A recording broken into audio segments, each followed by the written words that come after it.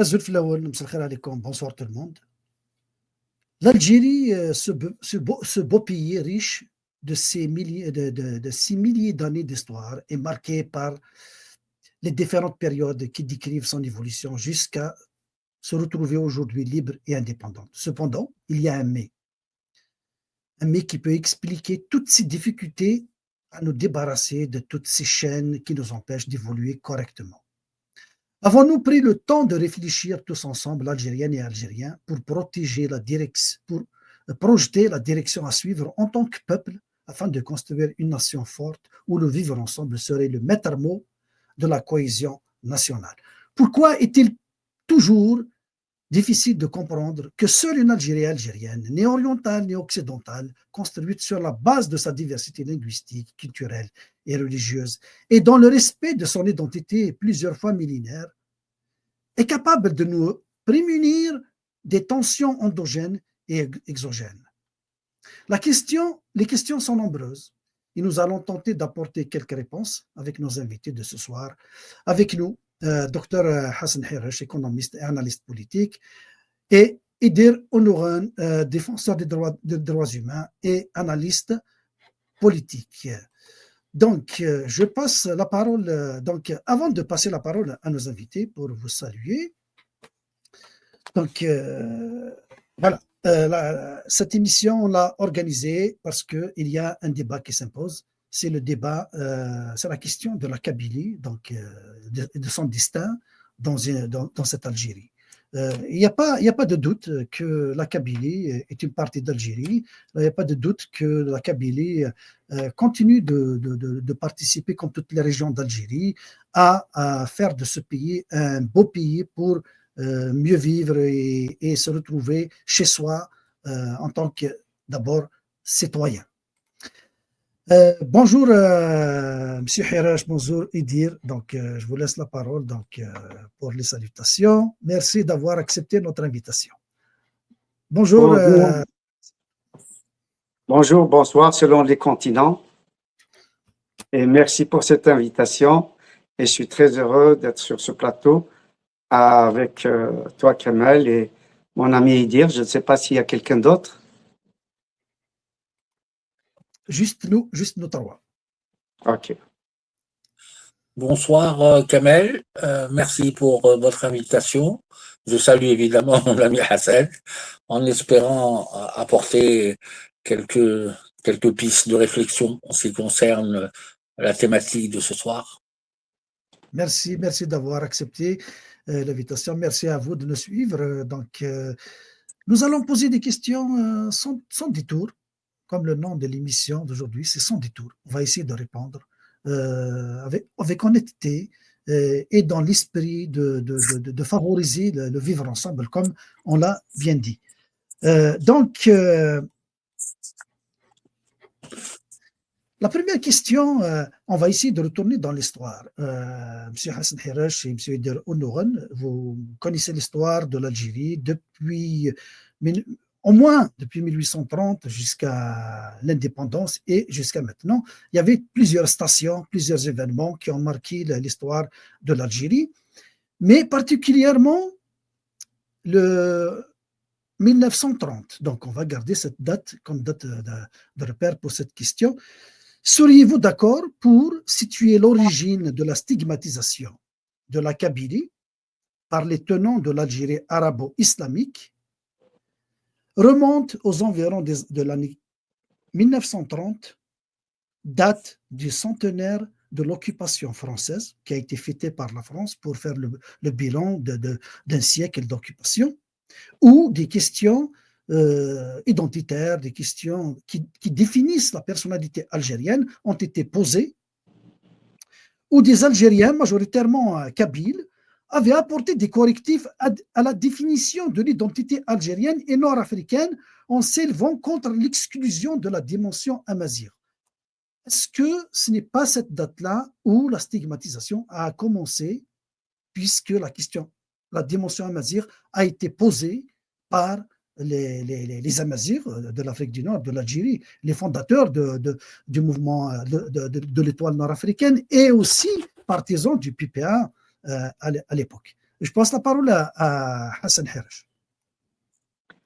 D'un point de vue politique, nous pouvons effectivement faire démarrer cette stigmatisation dans les années 30, mais pour moi, c'est plutôt la présence de facteurs aggravants, de facteurs d'accélération qui se sont produits à cette époque-là. Je reviendrai là-dessus. Si je l'oublie, merci de me le répéter, de me le rappeler. Moi, je pense que le début de stigmatisation est peut-être d'ordre culturel, voire islamique, depuis la régence ottomane. À partir du moment où la Kabylie s'est à plusieurs reprises révoltée et a résisté évidemment à l'Empire ottoman, à la présence ottomane, notamment donc la régence d'Alger. Et par rapport au reste de la population, et il va de soi que petit à petit, il était très difficile pour beaucoup d'Algériens, on les appelait pas encore Algériens à l'époque, de comprendre qu'est-ce qui fait que la Kabylie s'insurgeait, supposé être musulman, s'insurgeait contre des musulmans. Donc, à mon avis, déjà, à partir de ce moment-là, la Kabylie a commencé à se singulariser. Et l'arrivée de la colonisation française a accéléré ce phénomène, de mon point de vue, à partir des années 70, plus exactement la révolte de 1871, contre la colonisation, mais aussi contre le décret Crémieux. Et donc, à partir de là, la France a aidé à creuser justement cette différenciation et qui devient de plus en plus des stigmates. C'est à cette époque de Napoléon III que les orientalistes, que les militaires, que les anthropologues, les sociologues français parlaient justement de la singularité kabyle par rapport au reste de l'Algérie. Et donc, l'idée que la kabylie était à part, de mon point de vue, commençait à ce moment-là, d'autant plus que dans les années auxquelles vous faites allusion, il y a eu un événement extrêmement important dont on doit tenir compte, c'est le congrès panarabiste et panislamiste de 1931 qui s'est tenu à Jérusalem sous l'impulsion de bathistes libanais et syriens.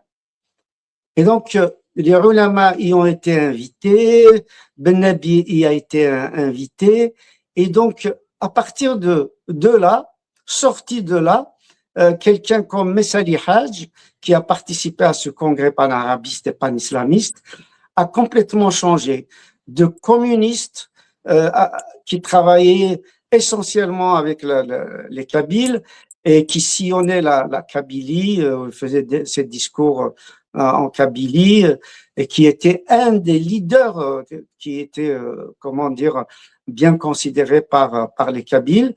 Eh ben, à partir de cette date, on va dire, fatale de 1931, il a commencé à sortir de l'idée de travailler avec ses anciens compagnons et de s'allier beaucoup plus avec les panarabistes, pas seulement algériens, mais aussi du Moyen-Orient. Donc, à mon avis, la fracture a commencé à ce moment-là, d'autant plus qu'elle est suivie très peu d'années après, en 1949, quand justement ce même Messali Haj avait rédigé un mémorandum qu'il avait donc remis à l'ONU dans le cadre de l'indépendance de l'Algérie, en écartant complètement la dimension amazigh et en insistant sur le caractère arabiste et islamiste de l'Algérie.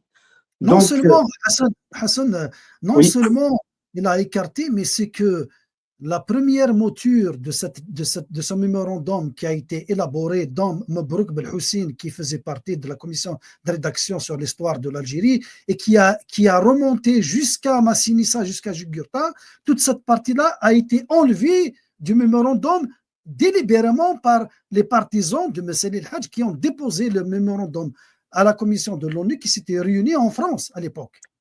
bien sûr, c'est des détails importants. Je disais globalement qu'il l'avait écarté.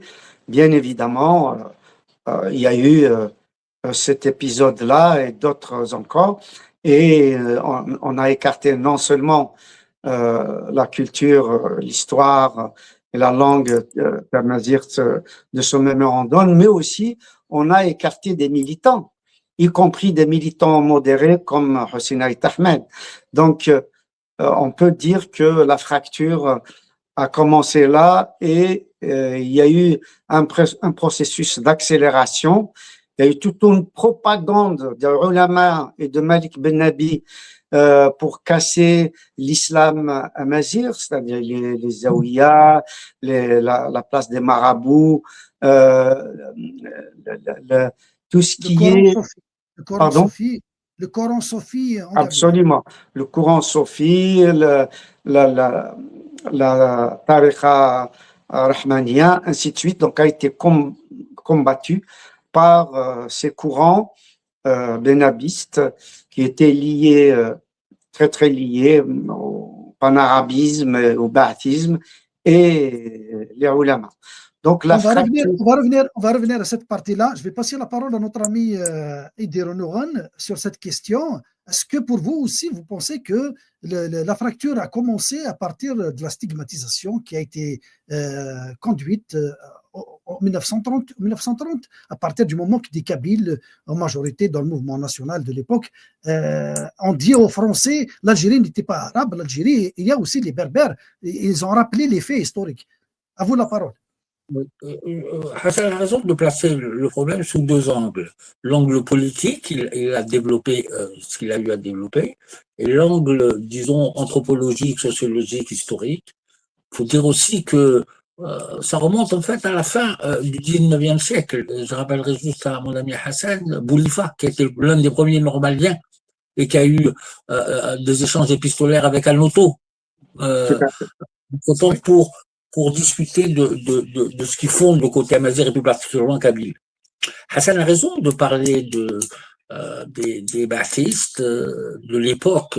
L'étoile nord-africaine est née, ça a été créé vers 1926, pratiquement en même temps que celle de Hassan el-Benna des frères musulmans.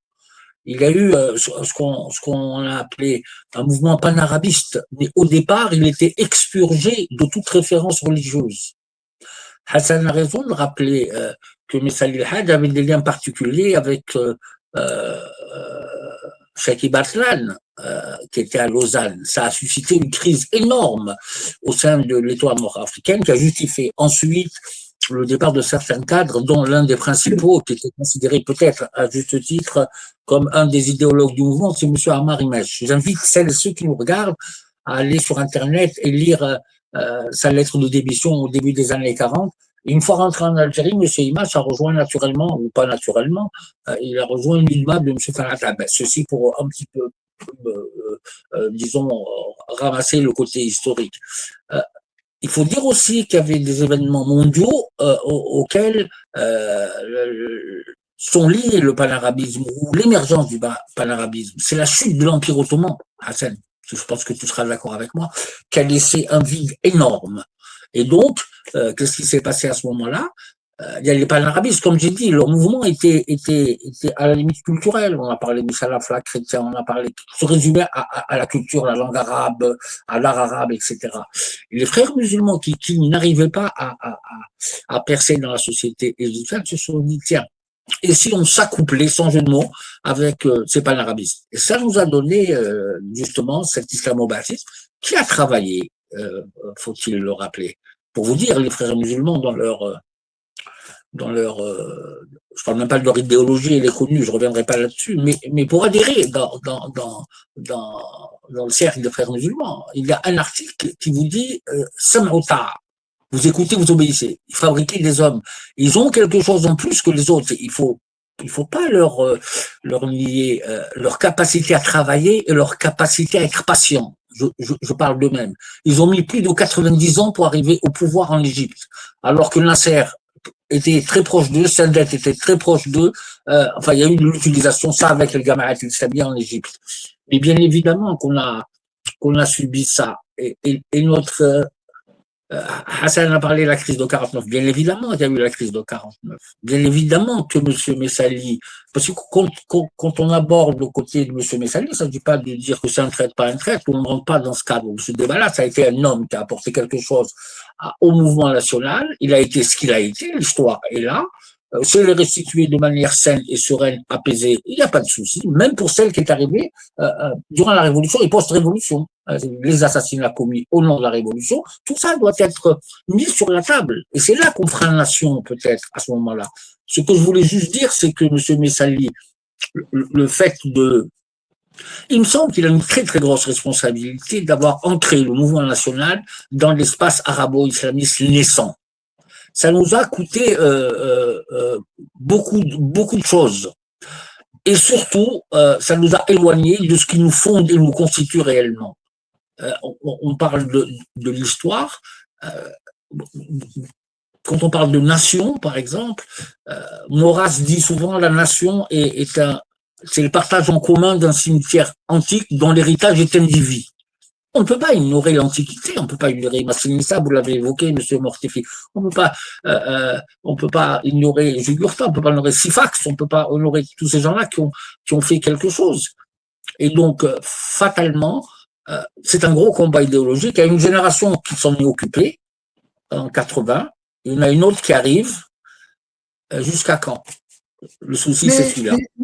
Mais ça veut dire que les voix qui s'élèvent maintenant contre la majorité, ils disent que vous aurez dû taire les questions de la langue à l'époque pour l'objectif d'unification des rangs et tout ça.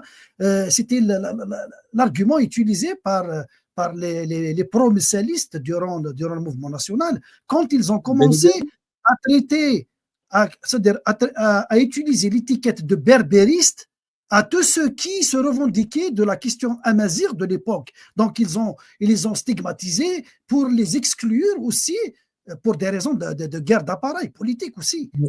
Vous savez, c'est à peu près la même chose de ce que fait le pouvoir par rapport à la main étrangère aujourd'hui. Ils voient ça tout souvent sous le prisme du complot permanent.